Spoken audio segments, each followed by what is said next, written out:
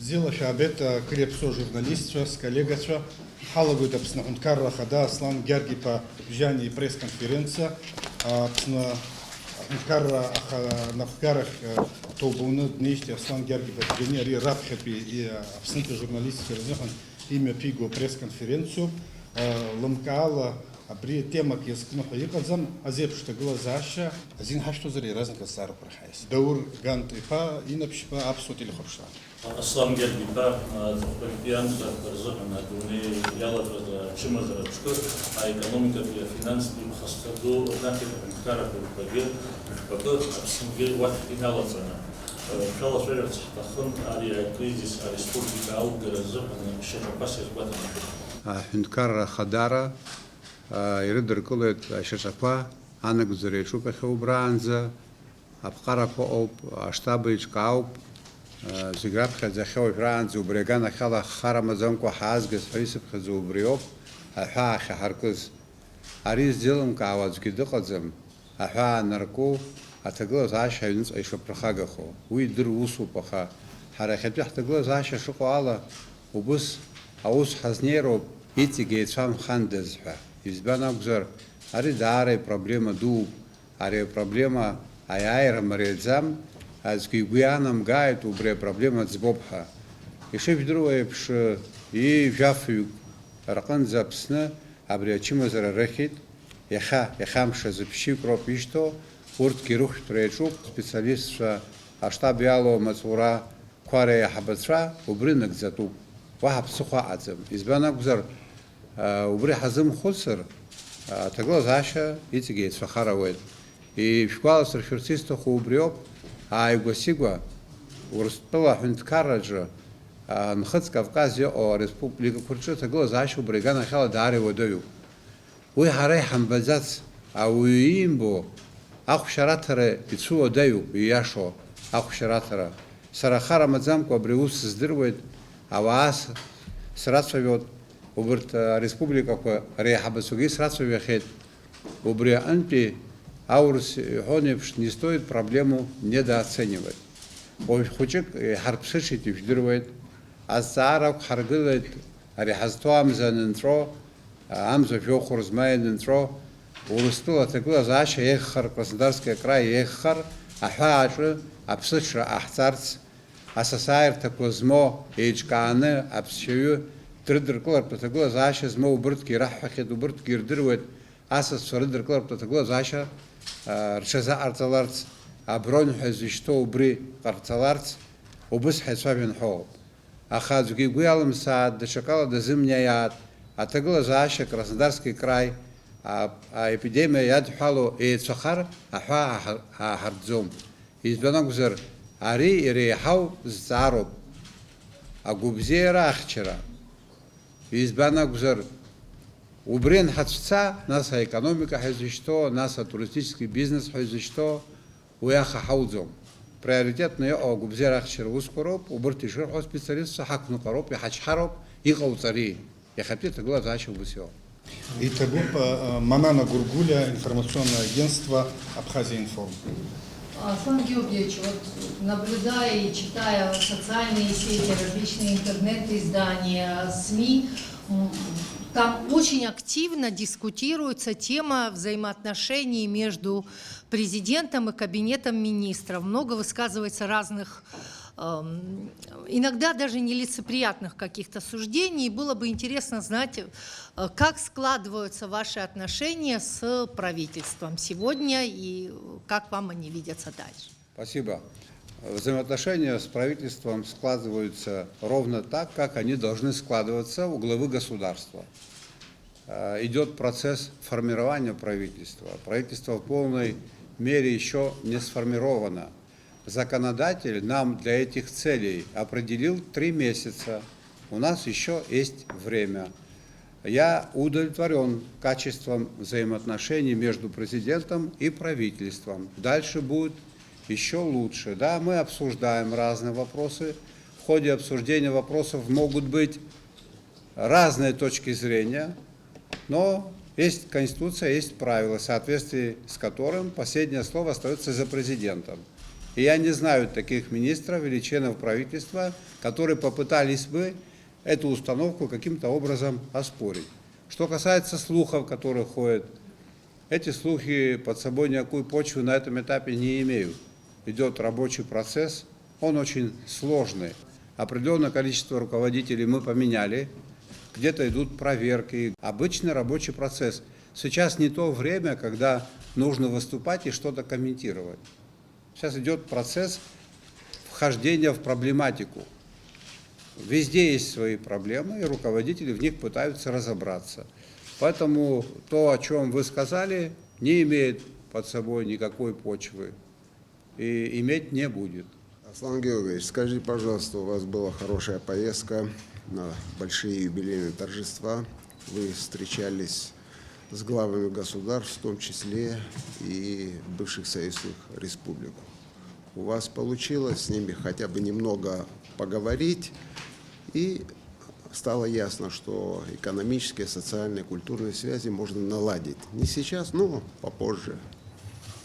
Была такая возможность? На этой встрече, как правило, не обсуждались какие-либо проблемы. Речь шла о самом мероприятии, об аналогичных мероприятиях, которые проводились в наших государствах, об истории нашей общей.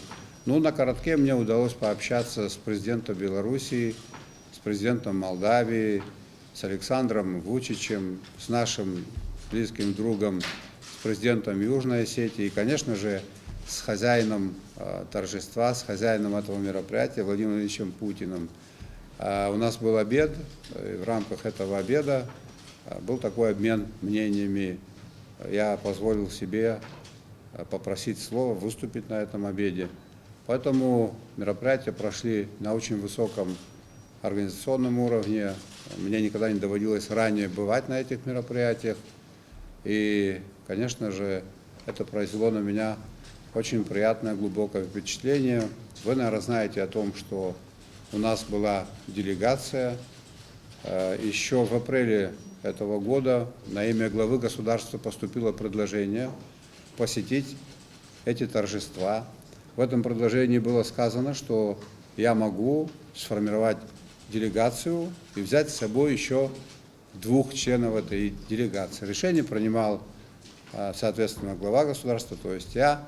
Решил, что было бы правильно и красиво, если в составе делегации будут 2 молодых перспективных политика. Поэтому я в этот состав предложил, значит, депутата парламента Лашу Ашуба и бывшего кандидата в президенты Адгура Мирановича Арцеба. Аслан Георгиевич, хотелось бы узнать ваше мнение по поводу предполагаемой разработки и добычи нефти в нашей стране. И еще хотелось бы узнать, насколько вообще это актуально ввиду сложившейся сложной экономической ситуации в мире, соответственно, в нашей стране. Актуальна ли сейчас предполагаемая добыча, разработка и добыча нефти? Актуально всегда уметь зарабатывать деньги для страны и для государства. Я на эту тему неоднократно высказывался. Моя точка зрения на сей счет еще не изменилась, и она состоит в следующем. В апреле прошлого года была создана очередная парламентская комиссия по изучению целесообразности добычи нефтепродуктов. Ну, прошло больше года, я жду, когда будут результаты этой комиссии. Более того, теперь у меня уже есть возможность самому вникнуть, дать поручение компетентным органам, вникнуть и посмотреть, что в этой отрасли происходит, чем я в ближайшее время займусь. Но что мы имеем на сегодняшний день? Вот, понимая, что этот вопрос, скорее всего, будет задан, я вот взял с собой документ. Это распоряжение, подписанное Бесланом Барциц 30 марта 2018 года. О внесении изменений в распоряжение Кабинета министров от 16 мая 2014 года о предоставлении компании Апсны Ойл права на геологическое изучение, разведку и добычу углеводородного сырья на территории Очимчирского, Ткачальского и Галского районов, а также в акватории Черного моря. Вот эта лицензия была продлена 30 марта 2018 года. Наверное, какие-то работы по разведке идут. Более мне ничего не известно. Я вам скажу следующее. как только будет понятно, чем мы располагаем ли мы тем объемом, извлекаемым объемом, который с точки зрения коммерции может быть интересным, конечно же, мы еще раз все взвесим. Добыча нефти в Абхазии, если нефть есть, это проект перспективный. Тут вопрос состоит в следующем. В какой мере нужно учесть интересы абхазского государства? Я, как глава государства, вам гарантирую, что этот проект, если войдет в стадию реализации, интересы абхазского государства будут защищены в полном объеме. Очень много слухов, очень много суждений, как правило, некомпетентных по этому поводу. Очень чувствительная отрасль. Говорят, что нефть – это политика. Скорее всего, так оно и есть. Поэтому просил бы активных членов нашего общества иметь это в виду, не делать поспешных выводов, не высказывать, не имея на то соответствующих аргументов, оценочных суждений, не заниматься развешиванием ярлыков. Есть парламент, есть комиссия. Руководит комиссией депутат по фамилии Тарба. Парень с хорошей репутацией. Пока все вопросы к нему. И есть соответствующие документы. Последний документ в марте 2018 года. Мы не собираемся абсолютно все пересматривать. Есть принцип преемственности, и мы обязаны и будем его соблюдать. Если в контрактах есть определенные нарушения, или они носят исключительно кабальный характер, все это будет пересмотрено. В день отъезда официальной делегации в Москву на празднование 75-летия Победы Адгур Ардзинба дал интервью, где подверг критике работу правительства. Как вы можете это прокомментировать? Ну, откровенно говоря, я до сих пор это интервью не посмотрел до конца. Наверное, Адгур поспешил с этим интервью. Уж точно в этот день, в день отъезда, наверное, этого не нужно было делать. Но коль скоро это случилось, из того, что я успел посмотреть, с некоторыми его выводами и тезисами я, конечно же, не согласен. Могу даже некоторые из них назвать. Там сказано примерно следующее. В отношении некоторых членов правительства можно даже не проводить доследственную проверку, а сразу наручники им, значит, надевать и в тюрьму. Я был бы благодарен всем, без исключения нашим гражданам, которые располагают достаточными доказательствами в отношении членов Кабинета министров, которые нарушили закон или являются коррупционерами. Я думаю, что в течение суток, если такие доказательства будут, они будут арестованы. Если этого нет, то это обычная клевета, к которой мы привыкли, это обычная демагогия. Я не думаю, что это может быть инструментом в руках Адгура. Он парень талантливый, он учится, работает над собой. И мне кажется, что мы не будем излишне строги, все-таки он молодой, начинающий политик. Аслан Георгиевич, в связи с пандемией коронавируса, по прогнозам Минфина Абхазии, доля собственных доходов может сократиться на 2 миллиарда рублей и на 10% ВВП. Скажите, пожалуйста, разрабатывается ли государством план выхода из кризисной ситуации, как планируется восполнить финансовые потери и будут ли предприняты какие-либо меры поддержки в адрес населения? Мои дорогие друзья, 1,9 миллиардов рублей для нашего бюджета – это огромные деньги. В 2019 году объем финансовых поступлений в Республику Абхазия – это бюджет, внебюджетные фонды вместе с пенсионным фондом – это 15 миллиардов 353 миллиона рублей. Из них собственных 6 миллиардов 527, то есть 43%. 8 миллиардов 826 миллионов – это деньги, которые поступают нам из Российской Федерации. Почему я вам об этом говорю? Мы сами из этой ситуации сегодня выйти не можем. У нас нет для этого никаких предпосылок. Скажем, мы сняли ограничения в связи с эпидемией, и у нас заработали промышленные предприятия или иные отрасли экономики, которые смогли бы восполнить. У нас нет этого. Поэтому будет очень сложно. Единственный выход на этом этапе состоит в том, чтобы нам помощь оказала Российская Федерация. Сейчас, сидя здесь, в этой аудитории, я могу сказать следующее. Исходя из моих поездок, из моих контактов, из моих наблюдений, мне представляется, что они нам помогут. Во всяком случае, у них есть такое серьезное желание.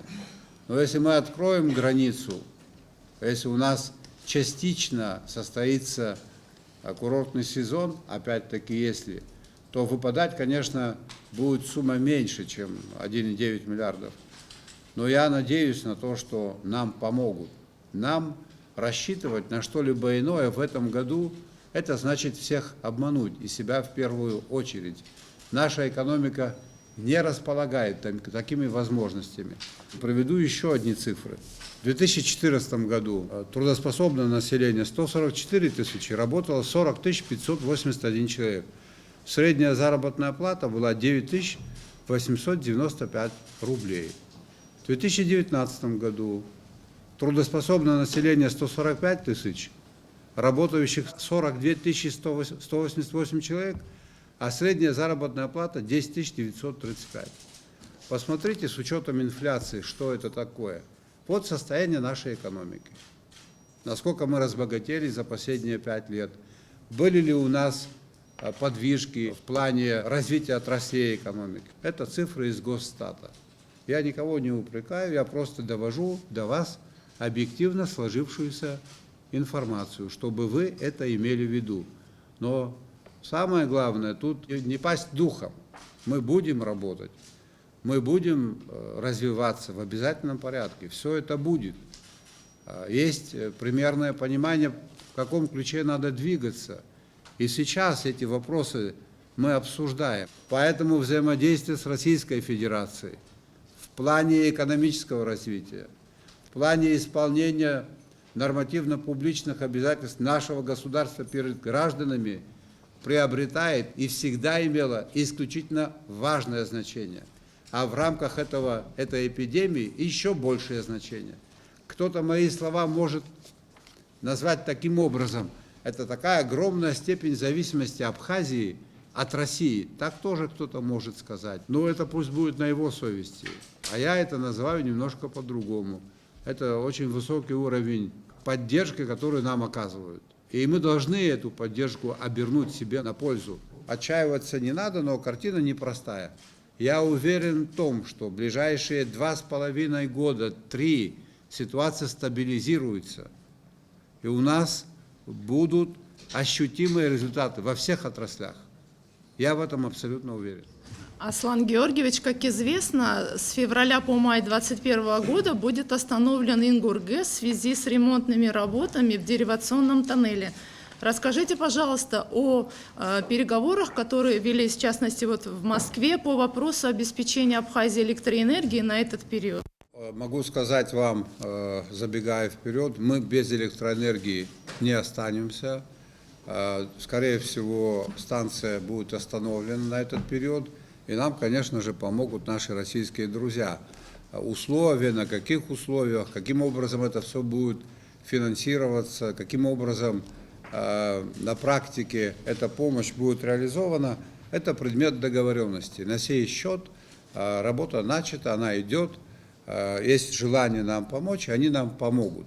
Аслан Георгиевич, у меня очень обычно простой вопрос. Все-таки почти 3 месяца президентства, но мы, в общем-то, за это время, что мир охватил пандемию, не многие, а практически все лидеры чуть ли не в еженедельном формате как бы делали обращения, там разные пакеты антикризисных мер. Но понятно, что у нас там нет этого запаса прочности, нет нефти, там, газа и так далее, всех этих рудников алмазных. Тем не менее,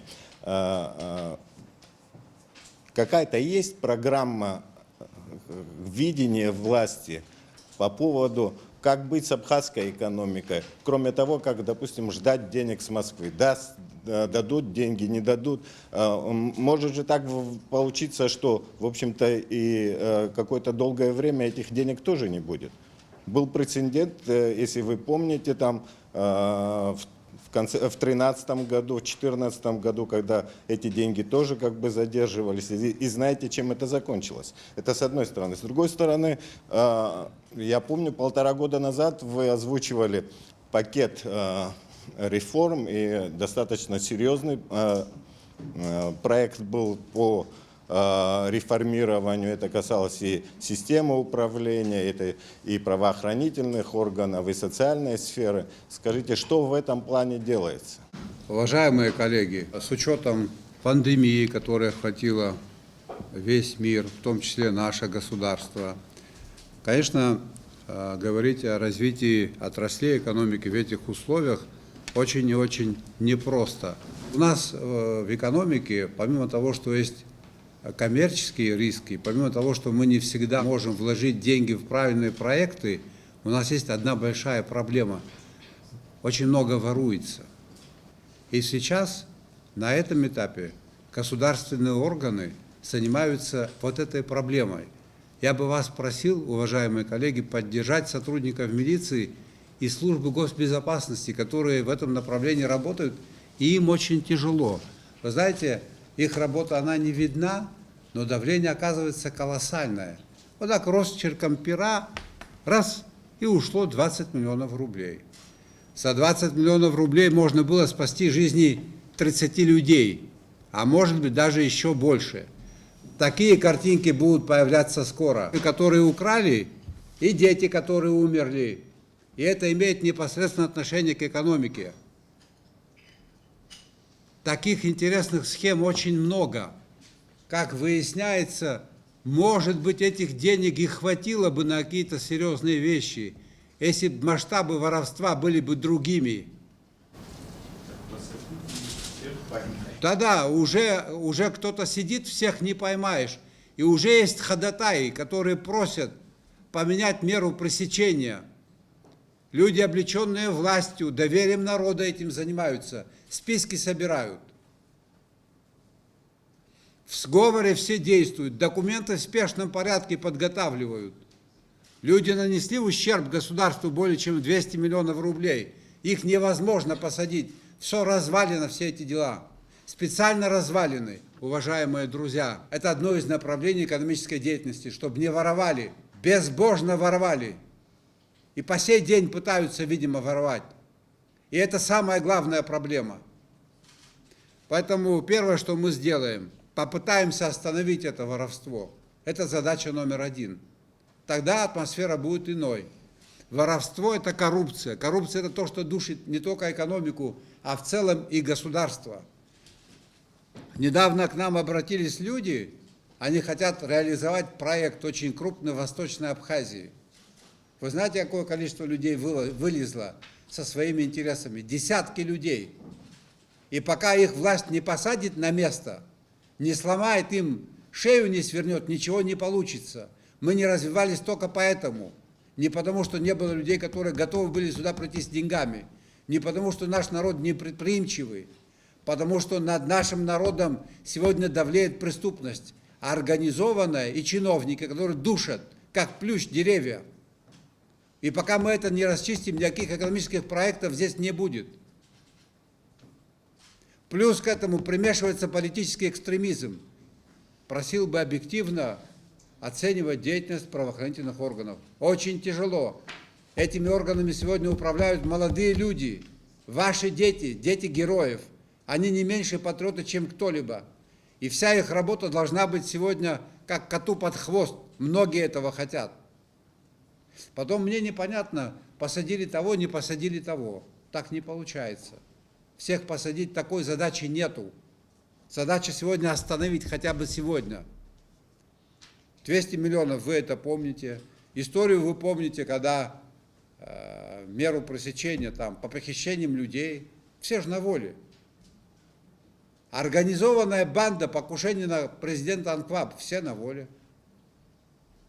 А что мы можем за один день все изменить? Не сможем. Идет процесс накопления материалов, идет процесс подготовки к решающим битвам. Еще о себе ребята скажут. И должным образом, и акцентированно. как это известный сенатор, выступая в Сенате, все свои разговоры заканчивал тем, что Карфаген должен быть разрушен. О чем бы мы сегодня здесь не говорили, я все время буду приходить к работе правоохранительных органов. Уж то, что мне близко и понятно. Поэтому, уважаемый Инал, вот в этом ключе необходимо создать соответствующий климат. Нам легко будет поменять налоговый кодекс, нам легко будет изменить таможенные правила, нам в плане законотворчества тоже непросто. Мы прорвемся, мы это все сделаем. Самое сложное – это заставить себя прежде всего, действовать по закону. Меры государственного принуждения. Вот главный ключ к нашему успеху. Научимся это делать, все будет работать. Не научимся, ничего работать не будет. Аслан Георгиевич, скажите, пожалуйста, какова судьба инвестиционных проектов на предстоящий год в условиях преодоления пандемии коронавируса и планируется ли перераспределение средств на помощь населению, на социальную помощь или же малому бизнесу? Мои дорогие друзья, перераспределение средств из инвестпрограммы на зарплаты – это невозможно. Эти деньги заложены в бюджете. Есть бюджетное законодательство Российской Федерации. Бюджет России – это закон. А за нарушение закона людей там принято наказывать. Ну и здесь тоже. Поэтому максимум, что могут сделать, они сохранили объемы финансирования. У нас были определенные обязательства, мы должны были подготовить соответствующую документацию на 30 июня на переходящие объекты. Эти документы подготовлены. Мы прогнозируем здесь неплохую работу. Так мне представляется по незавершенным объектам. По этому году 1 600 000 000, который был за нами зарезервирован, эти деньги никто не трогает. Эти деньги к нам могут поступить. Если мы открываем границы, мы можем успеть попробовать эти деньги освоить. Но на практике сегодня 7-й месяц. Это очень сложно будет. Что я хотел сказать? Я хотел сказать, что эти деньги никто не собирается урезать. И я надеюсь на то, что эти деньги, если мы в этом году не сумеем их освоить, нам удастся перекинуть на будущий год. Скажите, пожалуйста, Аслан Георгиевич, какие перспективы по открытию границы? Шел ли об этом разговор в Москве? И если можно, это зависит больше от нашей стороны, от российской стороны. Что вообще, были ли какие-то конкретные договоренности по этому вопросу? Это зависит от эпидемиологической обстановки, которая сложится на сопредельной территории. У нас эпидемиологическая обстановка хорошая, удовлетворительная, слава Богу. Мы боимся, что мы можем получить новые очаги. Поэтому будем смотреть, как ситуация сложится в Краснодарском крае. Соответствующее письмо на имя премьер-министра Мишустина я сегодня подписал. Мы в любое время можем границу открыть. Открыть границу в одностороннем порядке никакого смысла не имеет.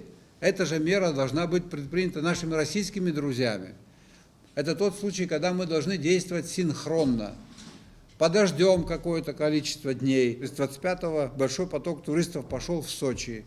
Насколько мне не изменяет память, инкубационный период – это 2 недели. Картина к 10 июля прояснится. И исходя из этой картины будем действовать. Для нас несложно открыть границу. Но важно, чтобы эта граница была открыта с обеих сторон. Основными тезисами предвыборных кампаний вашей и Адгура Амирановича Ардзинба было объединение народа. Ну вот, как я поняла из интервью Ардзинба, он начинает объединять народ, это одеть наручники. А вот вы, как, ваш план действия объединения народа? У нас есть цель. Главная цель – это построить абхазское государство. И все, кому это дорого, должны соответствующим образом действовать. Вот эта идея нас может объединить. Но в рамках этой поставленной цели будут поставлены конкретные задачи. Я не знаю другую идею, на которой можно было бы объединить. Я уже неоднократно рассказывал, зачем нам нужно наше государство. Есть же примеры, когда более многочисленные этносы государства своего не имеют. Они живут, сохраняют свою идентичность и ничего, так себе нормально живут и живут. У нас другая картина. Нас очень мало. Наша история, она непростая и тяжела. Мы с вами являемся очевидцами того, что в мире происходит очень много негативных процессов. Огромное количество этносов исчезает, малочисленных. И единственной гарантией того, что мы не растворимся в этом мире, это наша государственность. Государственность абхазская, которая была признана Российской Федерацией. Поэтому я говорю о России так часто. Это та страна, которая нам в этом смысле является главным помощником. Но что такое государство, мои дорогие друзья? Государство – это правила, это законы. Государство – это право. И как только мы начинаем применять это право, люди, которые нарушили это право, начинают возмущаться, подключать родных и близких, переводить все эти процессы в политическую плоскость. Что значит объединить людей? Это как? Только на основе закона, общности целей. Все, кто хочет быть причастным к этой большой глобальной идее, все должны быть вместе. Я не вижу иного подхода. И почему мы были расколоты? О чем идет речь? Мы были расколоты только потому, что все это носило искусственный характер, только потому, что один из кандидатов не умел признавать итоги выборов на протяжении многих лет. Вот почему так происходило. Да, конечно, оппозиция должна быть, она будет. И я очень хочу, чтобы она была конструктивной, чтобы она была сильной, чтобы она была полезной, чтобы она била по нерадивым чиновникам, какие бы ранги они ни занимали. Но это должно быть предметно, это должно быть обосновано. За этим должны стоять документы. Это красиво сказать, подготовьте пакет антикризисных мер. А я отвечу, а где пакет мер, которые были подготовлены, когда еще кризиса не было? К чему привела программа 2020, утвержденная указом президента в 2015 году? Программа социально-экономического развития Республики Абхазия. Программа, в ходе реализации которой каждые полгода правительство должно было докладывать президенту. Мы должны обеспечить правопорядок, мы должны заставить людей соблюдать законы, мы должны создать условия, они известны для развития экономики, для того, чтобы инвестклимат создать должным образом. Налоговое у нас законодательство, оно более или менее, нуждается в некоторых видоизменениях, безусловно. Нас должно объединить стремление построить абхазское государство. Ничто другое нас объединить не может, я так думаю. Я намерен действовать в этом ключе. Адунеи атәылақәа зегьы рыҟнеиԥш Аԥсны изацәымцеит аекономикатә кризис. Уи ҳәарада имаҷуи абжьаратә наплакқәеи русура ианыԥшит. Аҳәынҭқарра аганахьала иарбан цхыраара ироуран иҟоу абарҭ анаплакқәа? Абарҭ анаплакқәа аҳәынҭқар иганахьала ацхыраара ирылшо ахәыҷы аҵара иаҿуп. Уажәы иҳалшаз. Сизгәалашәом шаҟа ҭӡы ацәаӷәарақәа раамҭа аныҟаз. Уигьы економика аидҳәалами, уи данаарыхуа ақыҭаҿы аҳәынҭқар имчала, аҳәынҭқарра амчала, хәыда-ԥсада иахьыцәаӷәақәаз ыҟоуп, ацхыраара ахьаҟарҵауаз ыҟоуп. Абри ҳаазқәылаз аамҭа ицәырҵыз ачымазарақәа апты даҽакы убри аганахьала аԥара заушьҭуп, ацхыраарақәа ҟалоит. Сара иахьынӡаздыруа ԥыҭҩык рзыҳәан аналогқәа ашәара азыҳәаны инаскьаргеит, аканикулқәа ҟарҵеит, арендақәа иагдырхеит, иҳалшо аҟаҵара ҳаҿуп убри аганахьала. Аха иахьа уажәраанӡа сааҭк исҳәо акызаҵәык убриоуп, ҳалшарақәа шмаҷу, убриоуп исҳәо. Убри еилышәкаарц сҭахуп. Алшара дуқәа ҳамоуп ҳәа зҳәо уаҩы исирбааит иаҵәахны иарбан цо аџьықәреи иахьҭоу. Абри ҳзымдыруа иаҳамбац уиза ыҟазар, мап зырикуама, аха иҟаӡам.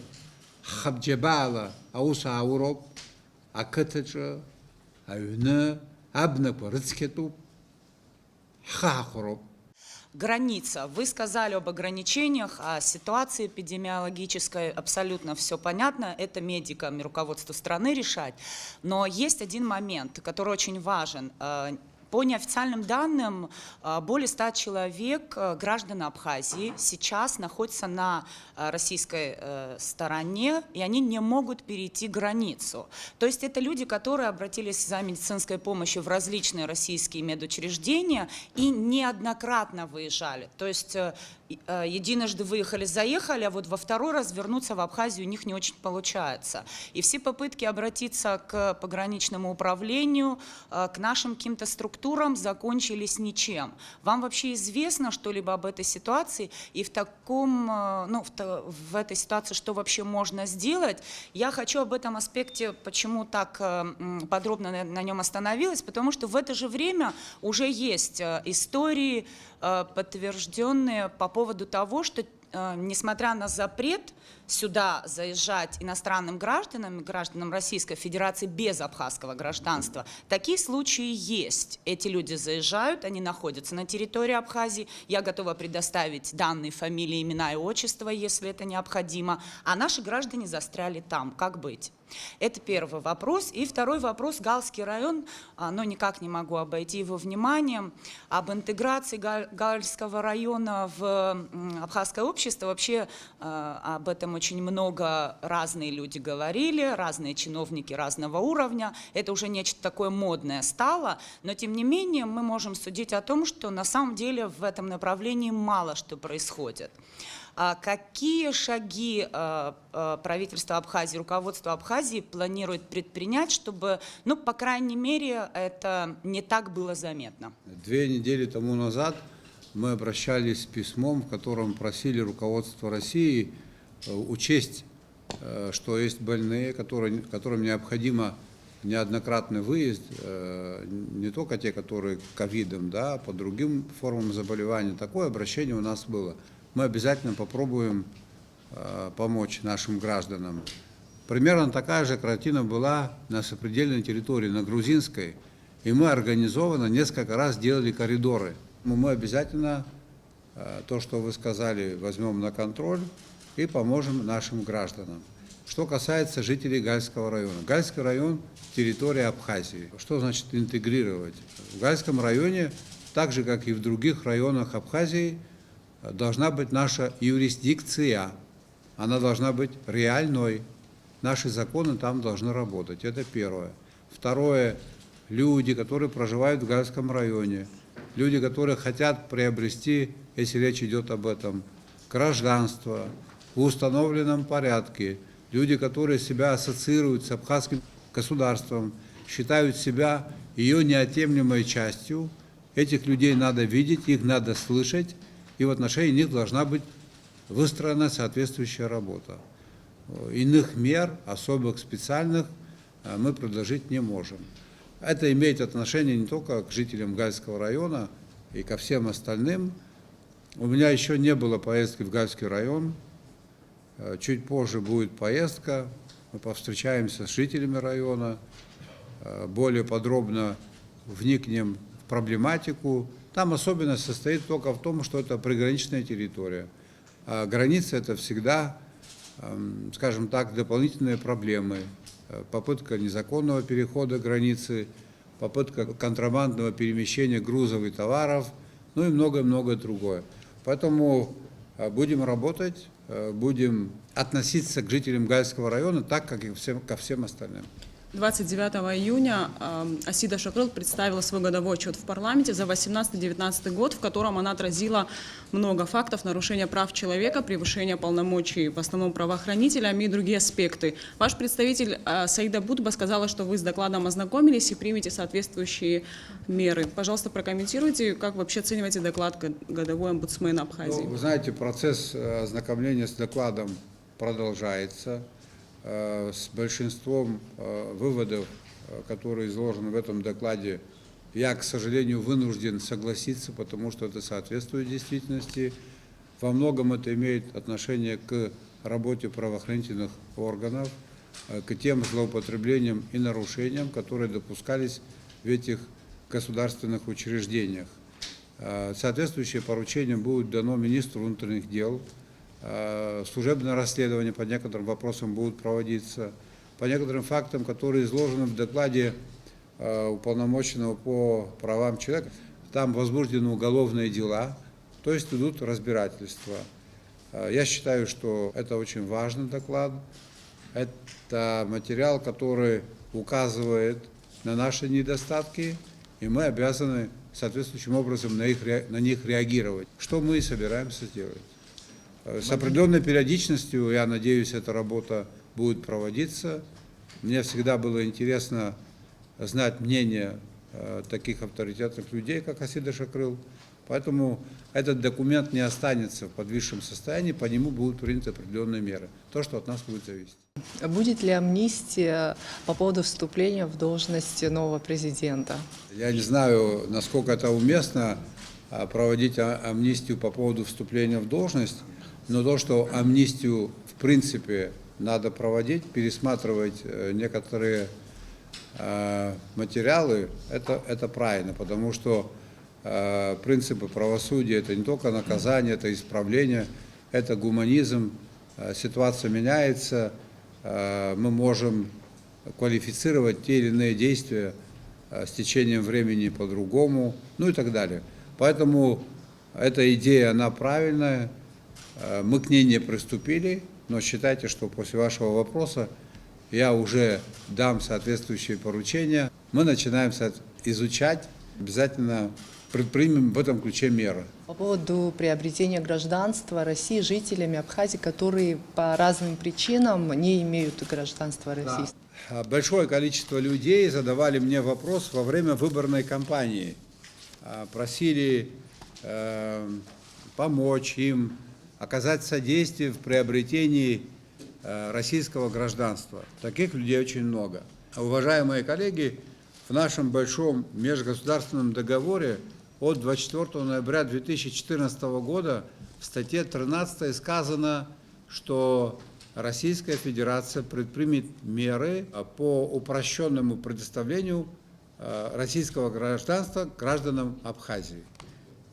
5 лет прошло, и в этом ключе пока еще ничего не сделано. Вы представляете, целых 5 лет прошло. За 5 лет была развязана Вторая мировая война. Немцы дошли до Москвы. Потом организовали контрнаступление. Красная армия разбила врага у себя в лоб. Развернулась на Дальнем Востоке, одержали победу над японцами. И на все провели Нюрнбергский процесс. На все на это потребовалось тоже 6 лет.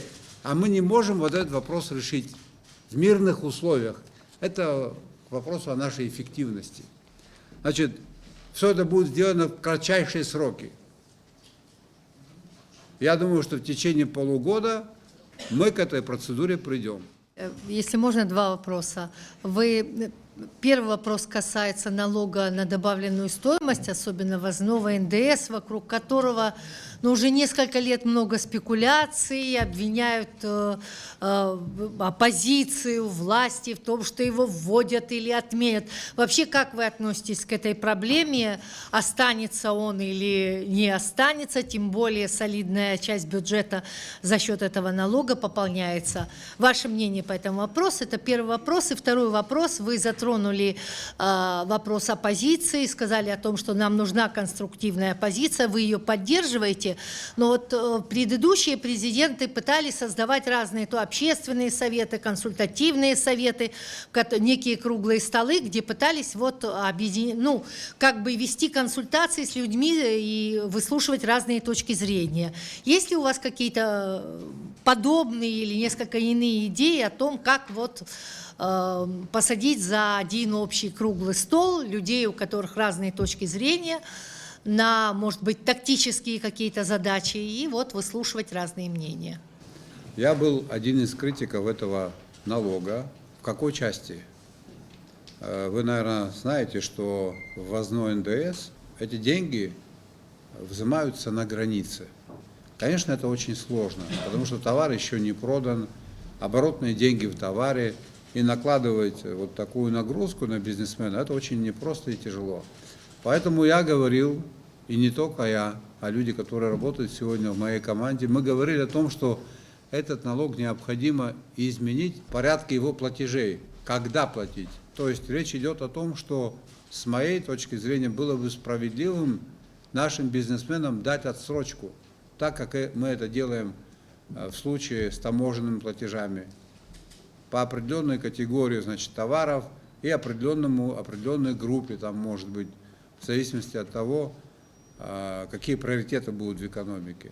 Поэтому его необходимо изменить порядок взимания этого налога. Речь идет только об этом. Речь не идет о том, что налог надо отменить. Нет. Порядок взимания. Об этом идет речь. Что касается оппозиции, я намерен разговаривать с будущими лидерами оппозиции.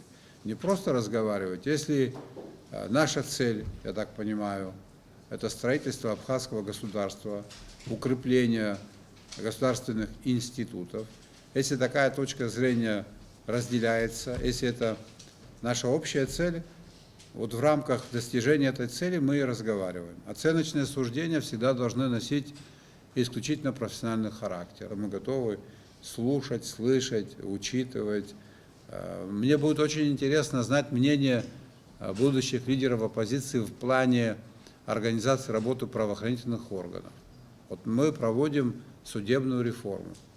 Судебная ветвь власти – это наиважнейший институт государства. У них, по нашим абхазским меркам, очень высокая заработная плата.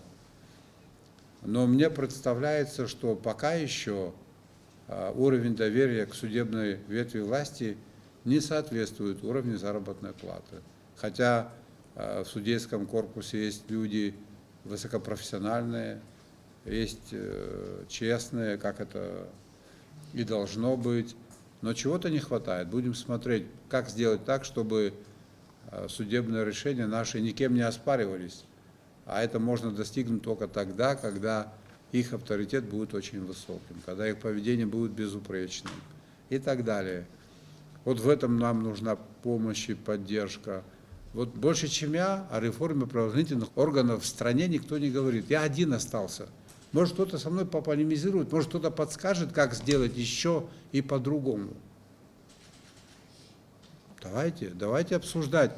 Наши потенциальные лидеры, которые хотят построить или помочь построить абхазское государство, пусть высказываются, каким у нас должно быть Министерство внутренних дел, Министерство юстиции, какое количество людей в погонах в стране должно быть, чем они должны заниматься, сколько мы им должны платить, что мы должны от них требовать и так далее. Я готов, мне нужна помощь в этом плане. А если случится так, что кто-то в этих вопросах разбирается лучше, так мы ему готовы дорогу дать, пусть работает, становится рядом. Вот Дранская тюрьма. Ну, что творится там, мы хорошо знаем. И давно уже говорится о том, что будет построена новая тюрьма. Когда она будет построена? Чтобы наши граждане не только комфортно себя чувствовали и в новых условиях, но она должна, наверное, нести и другую миссию, чтобы эта тюрьма могла как-то повлиять на то, чтобы они осознали и вышли более нравственно здоровыми людьми. По этому поводу у меня была встреча с заместителем министра юстиции России, это бывший президент Чечни Алханов Алу Дадашевич. В инвестпрограмме у нас заложено мероприятие по строительству специального учреждения. Это по нашим меркам очень большой проект. Мы должны были бы сформировать заказ. У меня будет встреча с руководителем Федеральной службы исполнения наказания. Я думаю, что этот вопрос будет решен, потому как он предусмотрен и потому как под реализацию этого проекта в бюджете Российской Федерации, соответственно, в нашем бюджете в 2021, 2022, 2023 годах соответствующая сумма зарезервирована. Если можно, скажите, пожалуйста, какие конкретно встречи были в Москве, какие договоренности были все-таки? Потому что мы ничего не знаем, насколько я понимаю, кроме участия в параде и в каких-то торжественных мероприятиях. Было ли помимо этого что-то еще и о чем, с кем были встречи, о чем шла речь? Это первый вопрос. Если можно еще один вопрос. Вы говорили о том, что у нас нет собственных возможностей для мер поддержки бизнеса, например, и населения. Но вот если говорить о бизнесе, то сами предприниматели говорят о том, что для них были бы важными такие меры, как уменьшение налоговой нагрузки, уменьшение арендной платы, такие вот меры, которые требуют не вложений, не финансовой поддержки, а облегчение через вот такие меры. Возможно это или нет, как вы считаете, есть ли такие планы? Мы такие меры предприняли. Ставки арендные понижены. Что касается платежей налоговых для отдельных категорий, отсрочка. Но мы ставки поменять не можем. Ставки налога – это законодательно укрепленное правило. Отсрочить – это возможно. Что касается вот таких мер административно-правовых, мы их, конечно же, применяем.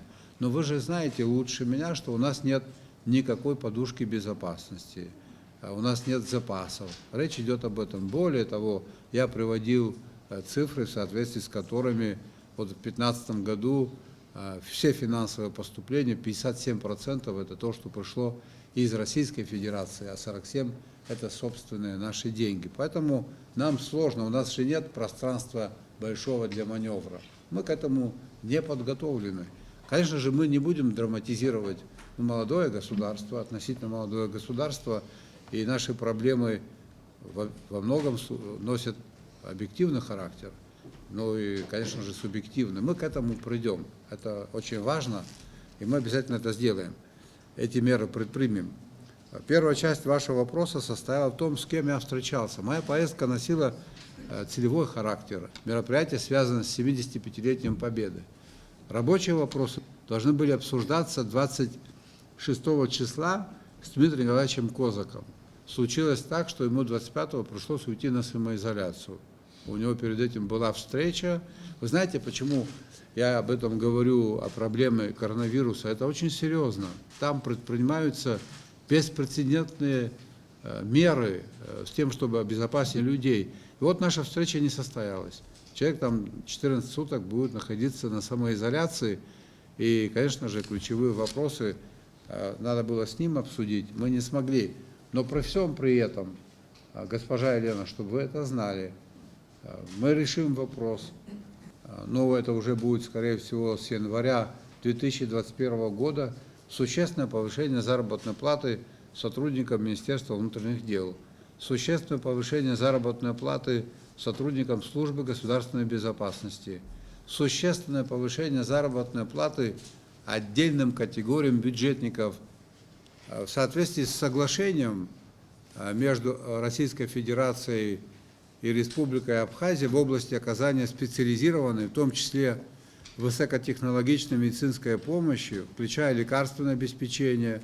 За 2018, 2019, 2020 год предусмотрено 1 миллиард 753 миллиона рублей в бюджете Российской Федерации для граждан Абхазии, имеющих российское гражданство. Мы же воспользовались этим в отношении только 27 пациентов. Там примерно на 3,9 миллионов рублей. Все остальные деньги оказались невыбранными, неиспользованными. Здесь я вижу большой ресурс для работы.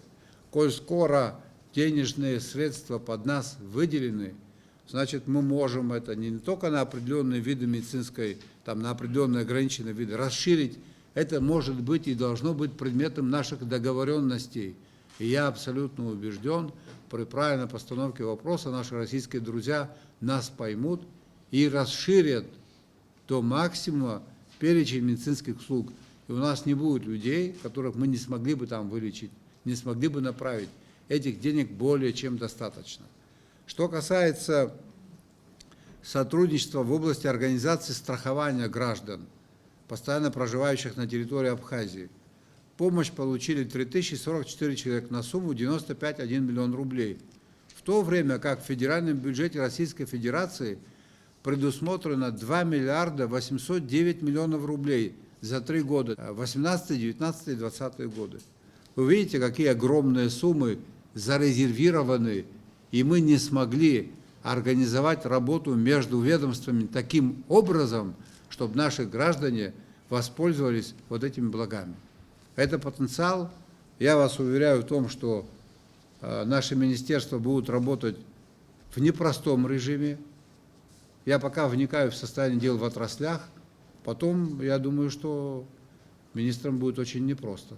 Для этого нужно было вникнуть, понять, разобраться, чем мы располагаем и чем мы воспользовались. Почему такая картина сложилась? Аслан Георгиевич, после того, как вы сказали, что направили письмо Мишустину, появилась некая робкая надежда на скорейшее открытие границы.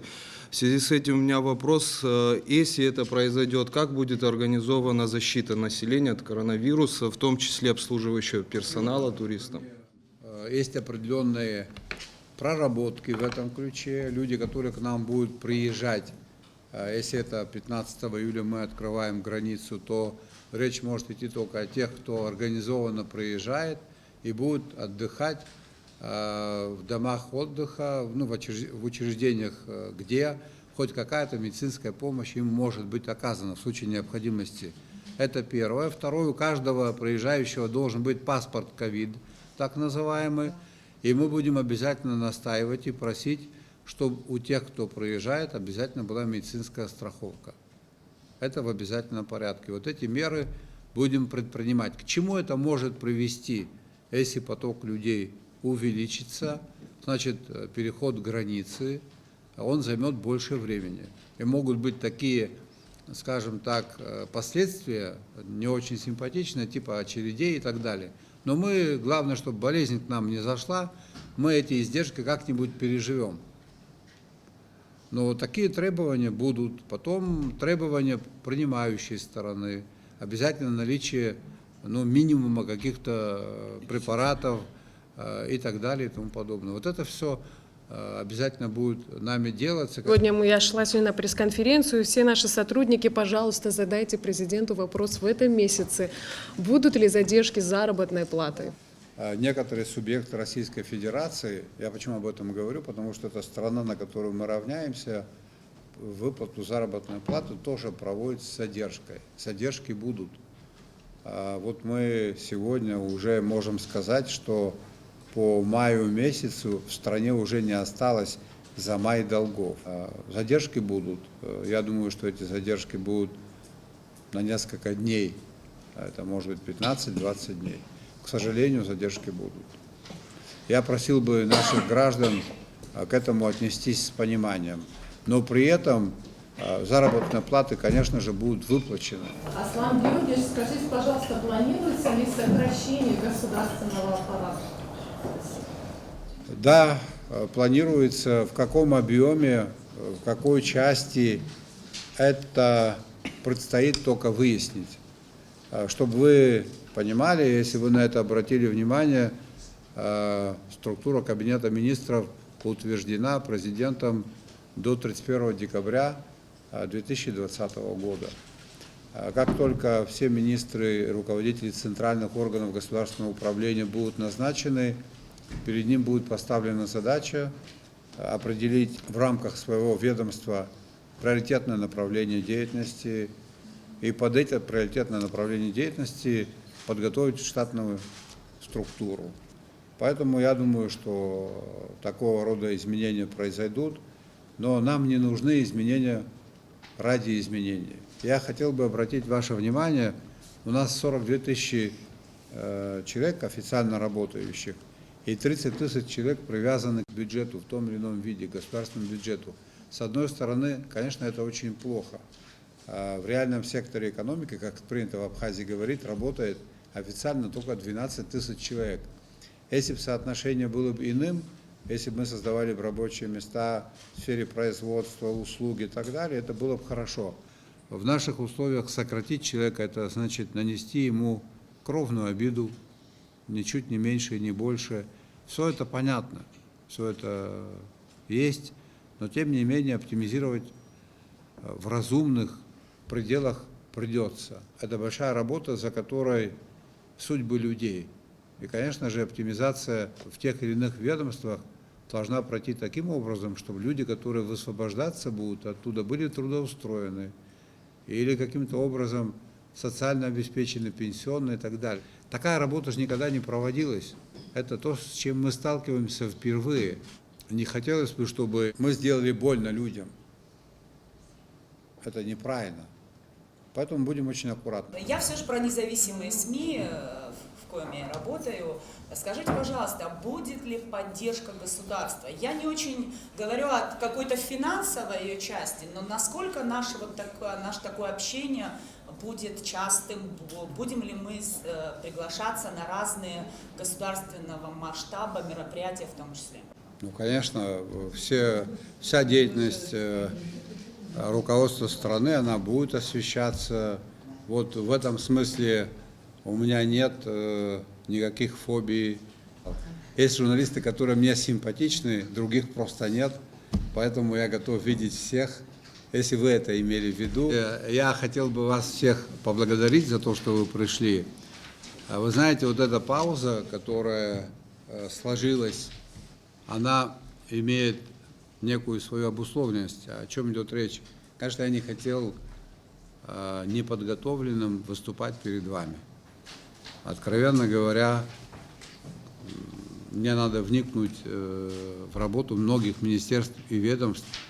С работой этих министерств я ранее не сталкивался, поэтому, понимая, что вопросы будут самые разные, я эту встречу переносил. Вот месяца через 2-3 наши встречи будут еще интереснее. Вот там будут сидеть члены правительства, здесь будете сидеть вы, тут буду сидеть я, и на все ваши вопросы будут ответы. Министр встал и ответил. Правильно ответил, мы его поблагодарим. Неправильно ответил, ну, будет искать работу в другом месте. Того повезет, того повезет. Большое вам спасибо.